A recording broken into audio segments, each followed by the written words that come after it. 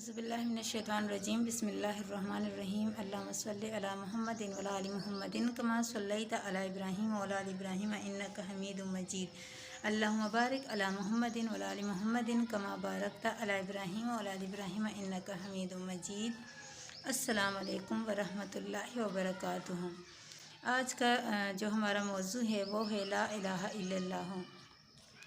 ला इलाहा इल्लल्लाह ये वो अज़ीम और बाबरकत कलमा है जिसको कलमा तौहीद, कलमा इखलास, कलमा तक़वा और कलमा तैयबा कहा जाता है, जिसे पढ़कर बंदा दायरा ईमान में दाखिल होता है और साहिब ईमान कहलाता है। ला इलाहा इल्लल्लाह ईमान का सबसे बुलंद और अफजल शुबा है। हज़रत अबू हुरैरा रज़ियल्लाहु ताला अन्हु नबी करीम सल्लल्लाहु अलैहि वसल्लम का ये इरशाद नकल फरमाते हैं, ईमान के 70 से ज़ायद शुबे हैं। इनमें से सबसे अदना शुबा रास्ते से तकलीफ़ दा चीज़ का हटाना है और सबसे बुलंद शुबा ला इलाहा इल्लल्लाह कहना है।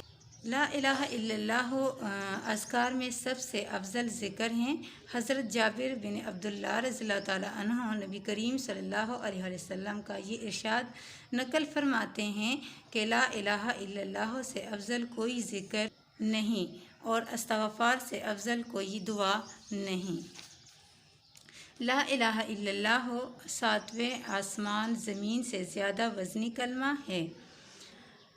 हज़रत अबू सईद रज़ियल्लाहु ताला अन्हु नबी करीम सल्लल्लाहु अलैहि वसल्लम का इरशाद मरवी है कि एक दफ़ा हज़रत मूसा अलैहिस्सलाम ने अल्लाह से दरख्वास्त की, ए मेरे परवरदिगार, मुझे कोई ऐसी चीज़ अता कर दे जिसके ज़रिए मैं तुझे याद करूं और आपको पुकारा करूं। तो अल्लाह ताला ने इरशाद फरमाया, ए मूसा, ला इलाहा इल्लल्लाह कहा करो।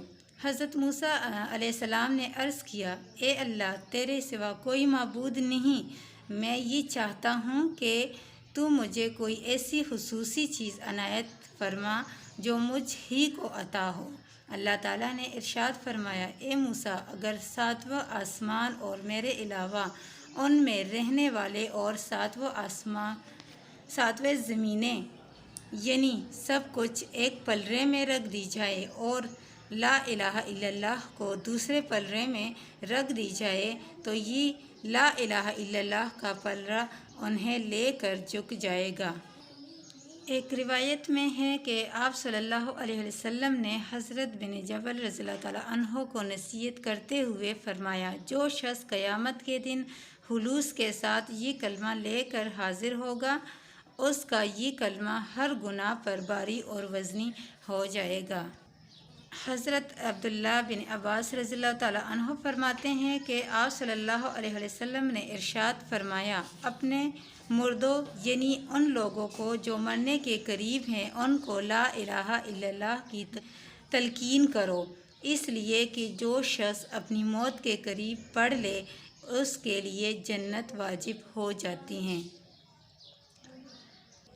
लोगों ने गर्ज़ किया, जो ये कलमा सेहत तंदुरुस्ती में पढ़े। आप सल्लल्लाहु अलैहि वसल्लम ने इरशाद फरमाया, ये तो और ज़्यादा जन्नत को वाजिब करने वाला है।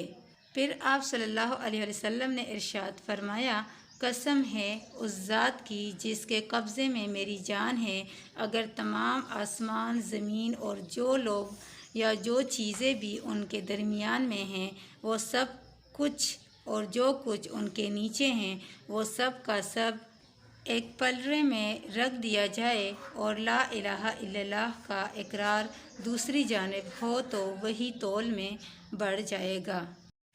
ला इलाहा इल्लल्लाह का इकरार नबी करीम सल्लल्लाहु अलैहि वसल्लम की शफाअत का ज़रिया है। हज़रत अबू हुरैरा रज़ियल्लाहु ताला अन्हु ने नबी करीम सल्लल्लाहु अलैहि वसल्लम से दरियाफ़त किया, या रसूलुल्लाह सल्लल्लाहु अलैहि वसल्लम, क़यामत के दिन लोगों में सबसे ज़्यादा आपकी शफाअत की सआदत किसे नसीब होगी?